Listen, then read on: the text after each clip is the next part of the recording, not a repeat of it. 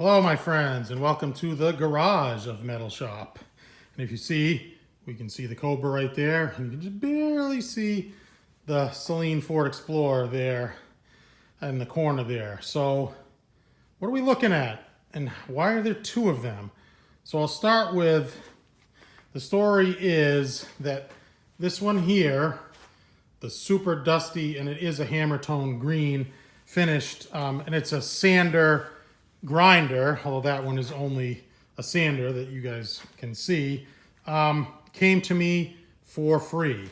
And a good friend of mine worked for a public works department in the town that I work in, and he's since retired.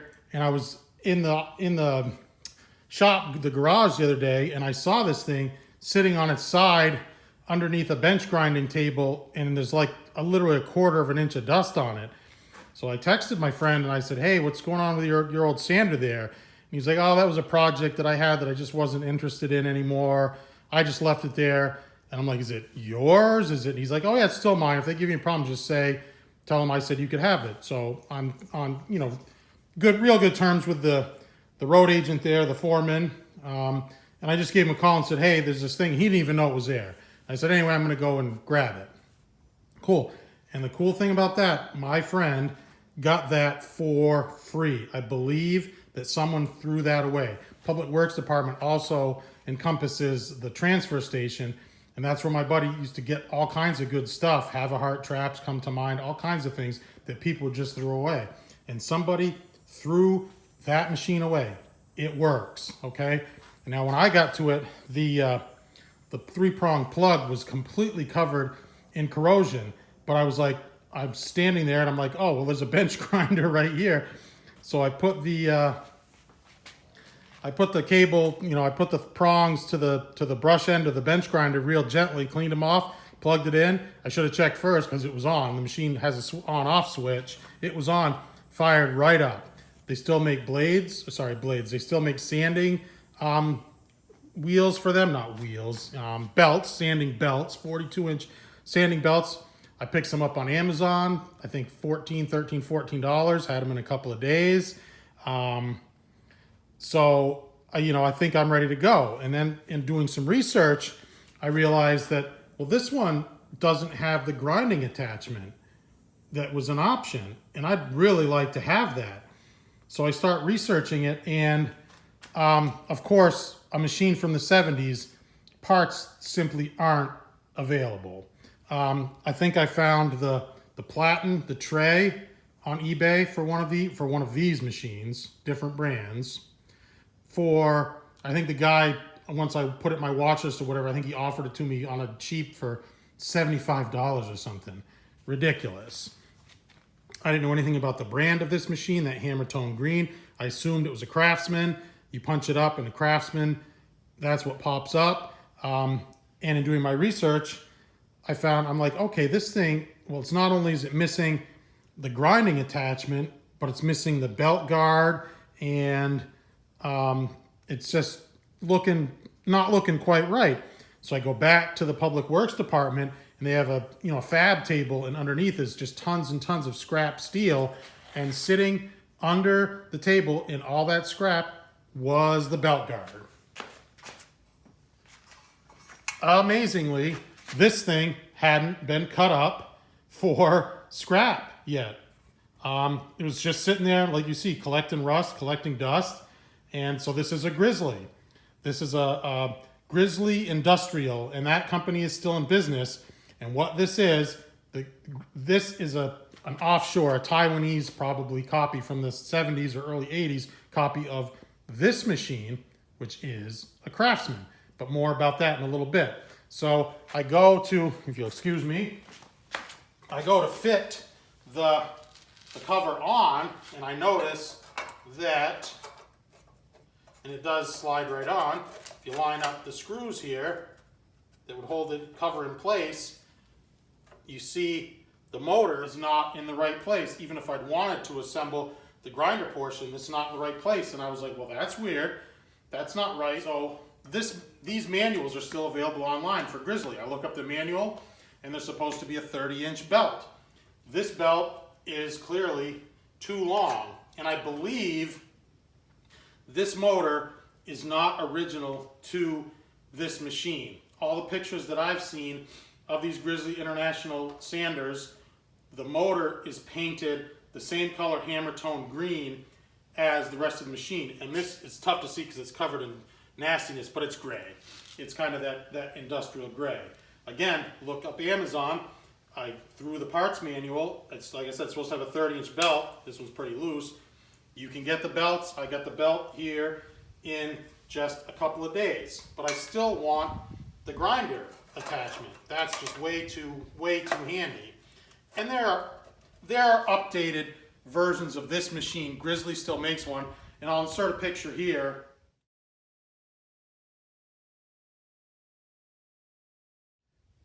Of that's the updated machine, and you can see it's a little slicker. And again, I think it's probably a copy of a Craftsman or something else, but manual's still available, belt's still available, everything's still available, but not those parts. So how did I end up with the second machine?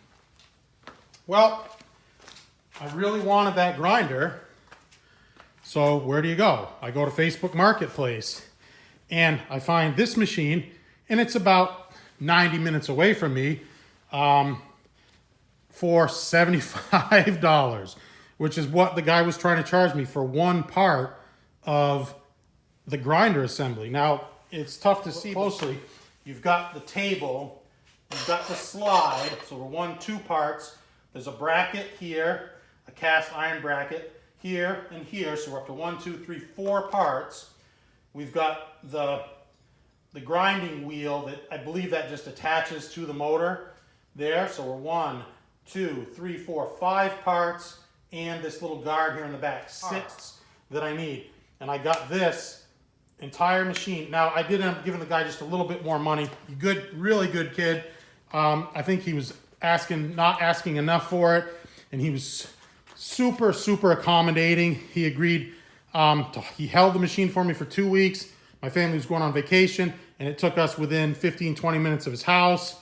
We met up. I gave him $100 for the machine. And curiously, this one also appears to have a changed motor. This one's that Battleship Industrial Gray, but the motor, which looks humongous, is green.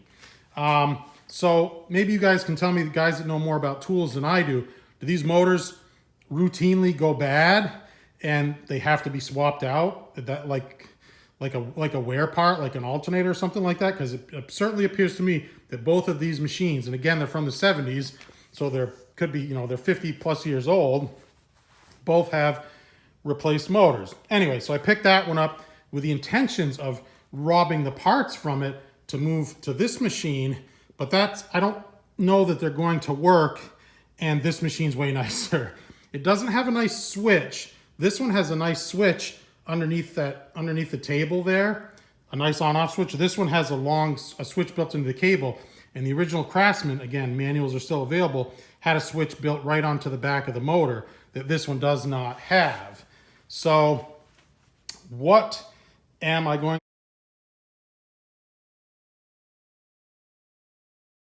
to do? Well, I bought one of these nifty Harbor Freight tool stands. I think they're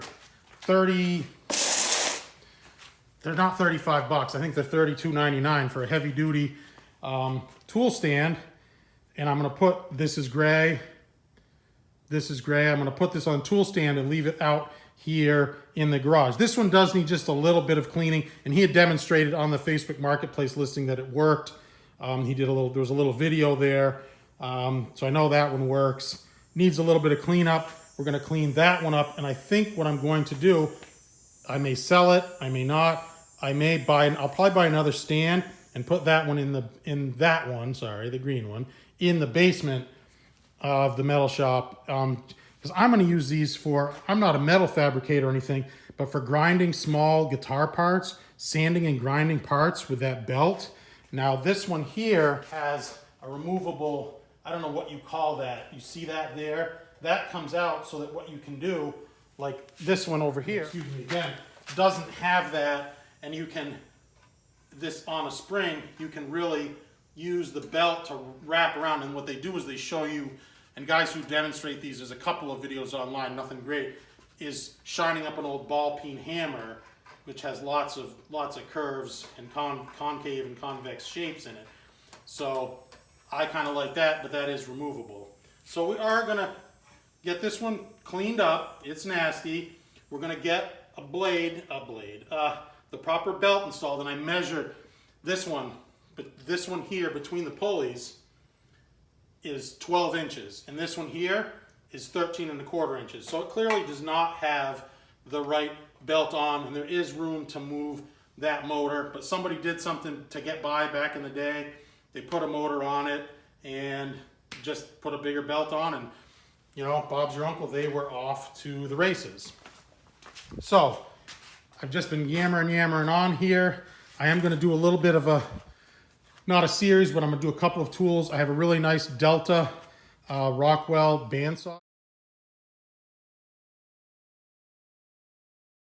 in the basement that belonged to my stepfather that needs a new belt, needs a new cord, new power cord, needed a few parts, and I have that, so I'm going to do a video on that. But this one here, interestingly, in doing my research, the Craftsman is a copy of the Delta Rockwell. They made the original belt sander grinder. Craftsman, as they do, that's what they do, they copy them. And the Delta Rockwell is a machine that you'd have in a fab shop that gets used all of the time, you know, consistently every day by multiple employees. You need a tool like that even back in the day cost $200 or $300. The Craftsman, that's a homeowner grade tool, and it's fine for project and hobbyist guys like me. And maybe someone used this one, overused it too much, because like I said, it does have a motor swapped out on it. Interestingly, I did check into, you know, what happened to Delta Rockwell. And Delta Rockwell, as is what happens to a lot of American companies, Delta Rockwell was bought out by, I think it was Prantair, another American company. Then Prantair was bought up by Black & Decker, and then Black & Decker was bought up by a Chinese company who still owns it today. So they're defunct. If you're getting anything with a Delta label on it, it's just made in China. But it's funny that we have, you know, I don't have a Delta Rockwell to show you, but it would be here, you know, the originator. Then we have the Craftsman copy, and then we have the Grizzly Industrial copy of a copy of a copy. Kind of funny. So anyway, let's get to cleaning that one, and let's assemble this stand and get this one put on the stand. All right? Cool. Thanks for listening to me yammering for 13 whole minutes. Real quick, I forgot to show you guys the right size belt available from Amazon for like $5, $6, you know, nothing to it. They have the sanding belts in various grits. Again, this was on Amazon. I think it was $13.99 or something like that. And I had it in 2 days. Amazing. These are still available. And I bought sanding discs, 8-inch adhesive sanding discs for this one. Again, available on Amazon. Various grits from 60 all the way up to 240. And I think it was, you know, again, it was like the $13 or $14, and I'll have it. You know, I ordered it on Friday. Tomorrow's Sunday. I'm going to have it in a couple of days there. So parts are still available. You don't have to buy one of those new slick machines. Get yourself onto Facebook Marketplace, and some guys want dear money for these things, but the deals are still out there. You know, this guy thought this thing was just, you know, weighed a metric ton. It was just a big old piece of junk. Not the case at all. This is going to be a very, very useful tool here in the metal shop.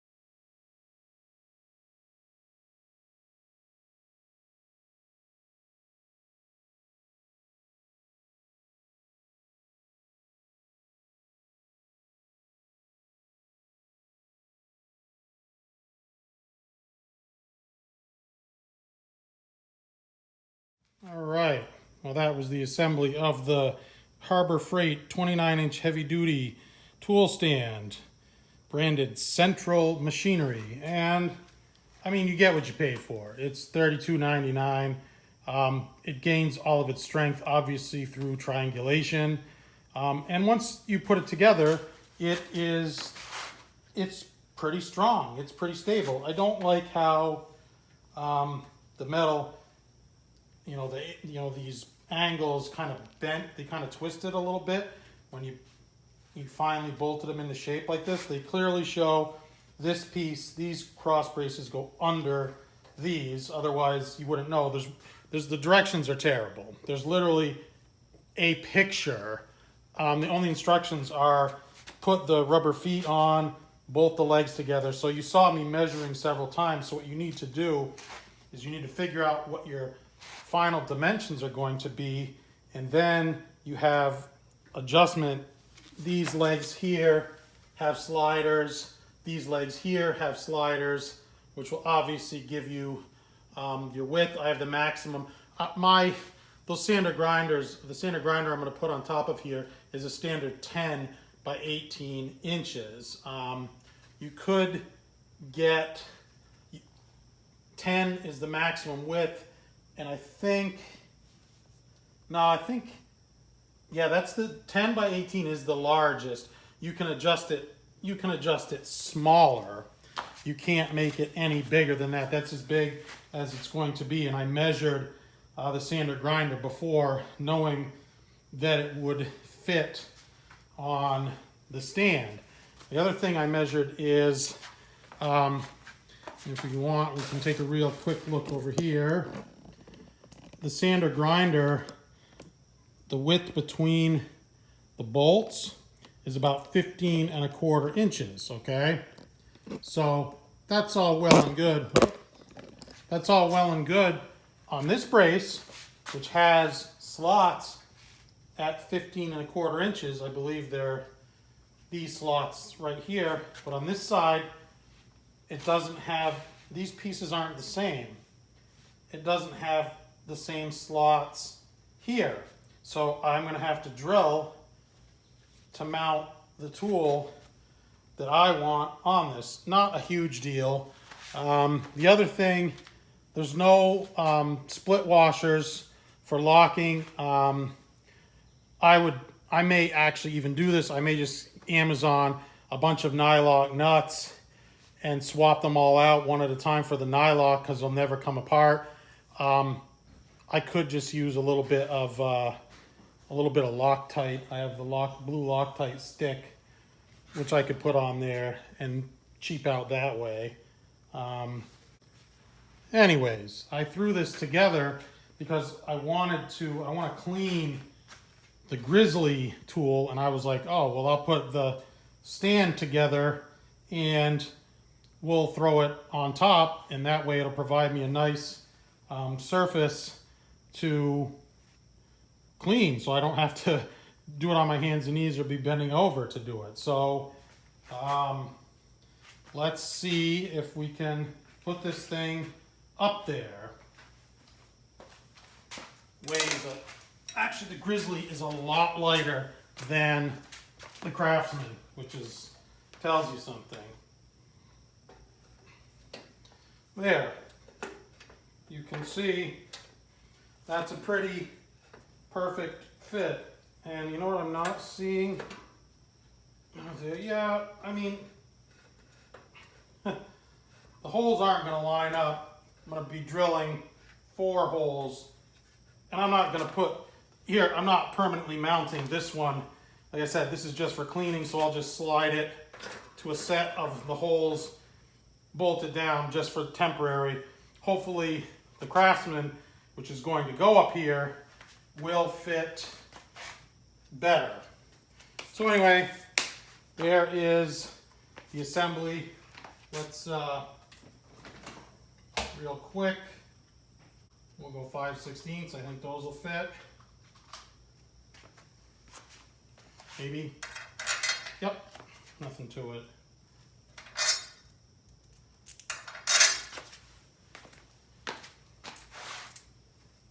All right, and we're gonna have to drill the other side. Fantastic. Yeah, perfect. Oh, can I get that one? It's gonna be close. I don't know. I'll work on it. I'll work on it.